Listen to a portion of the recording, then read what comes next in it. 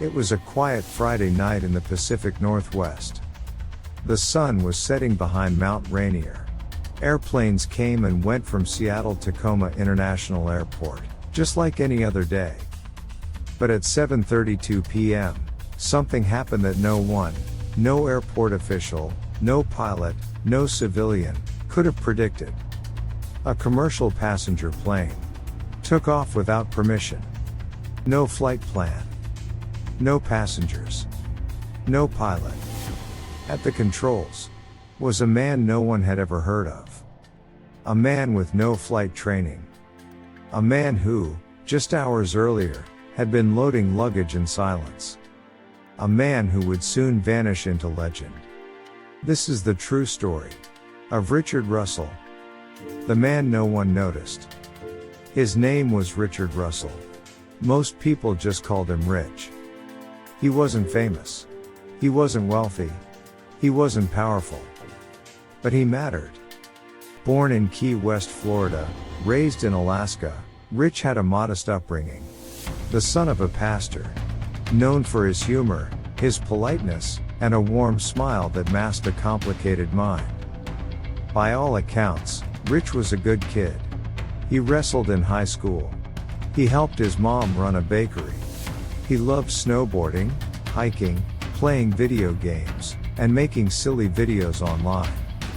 Eventually, he moved to Washington State and met the love of his life, Hannah. They married young, full of dreams and big plans. But life had other ideas. Their small bakery business collapsed after a few years. Bills piled up. Opportunities dried up. Rich took a job with Horizon Air at Seattle-Tacoma International Airport. For over 3 years, he worked the tarmac, guiding planes, loading cargo, towing aircraft. He was invisible to the world, even as he handled the very machines that soared above it. The breaking point.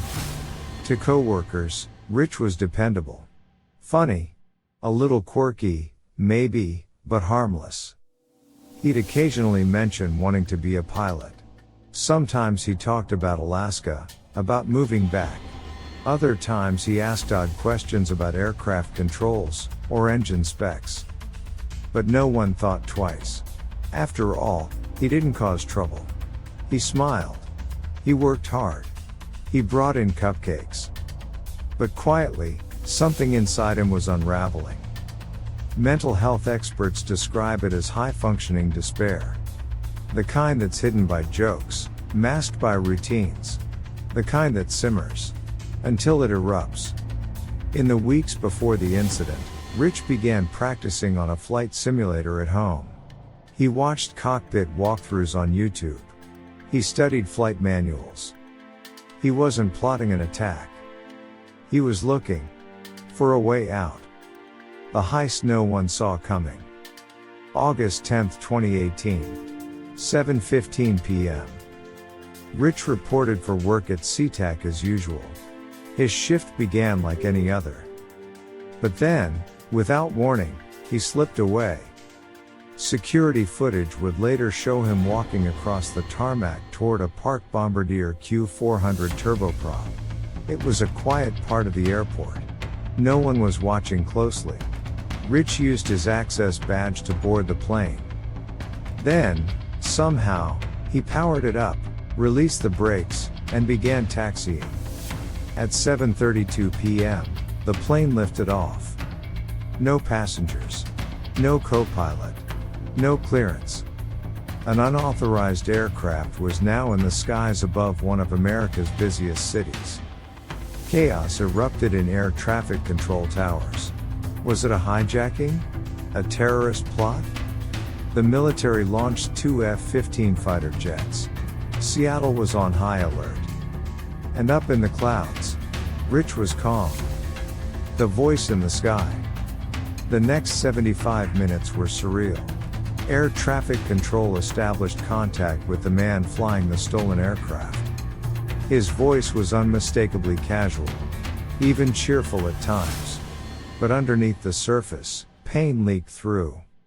Rich joked with the controllers, "Hey, You think if I land this successfully, Alaska will give me a job as a pilot?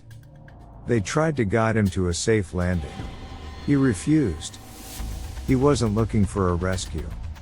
At one point, he performed a barrel roll, an advanced stunt pilots train years for.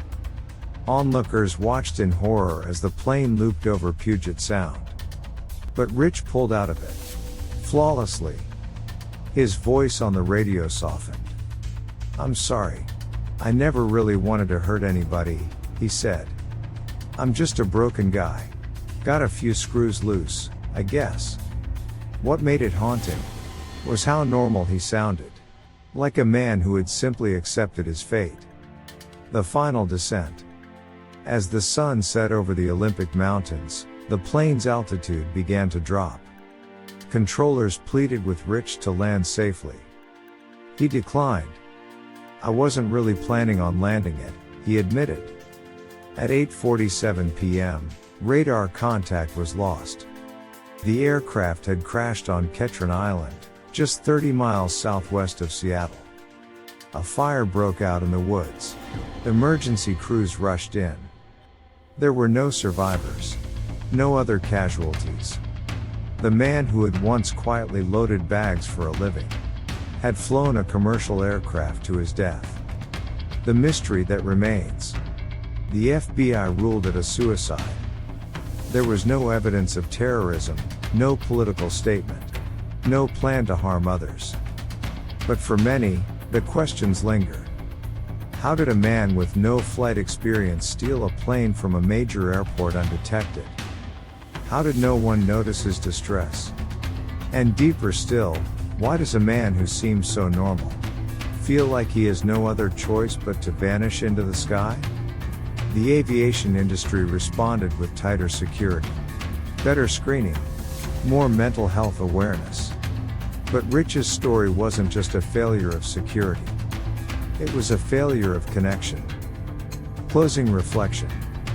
In the weeks that followed, Rich's wife released a single, heartbreaking statement.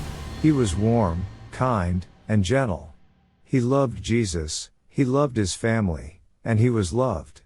The tragedy of Richard Russell was not in his death alone, but in how invisible his suffering became. He didn't storm a building. He didn't fire a shot. He just disappeared. In his final flight, he found the freedom he couldn't find on the ground.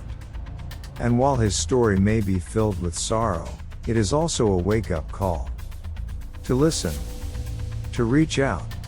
To never assume the person smiling next to you isn't falling apart inside. Closing quote. I wasn't really planning on landing it. The words still echo, across the skies, across our hearts.